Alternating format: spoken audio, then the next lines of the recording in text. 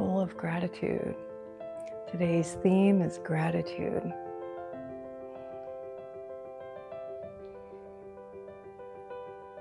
Keep going.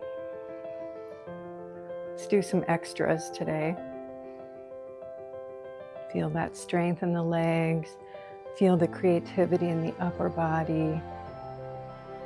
Yeah, we can have both. We can have our creative nature and our solidity at the same time.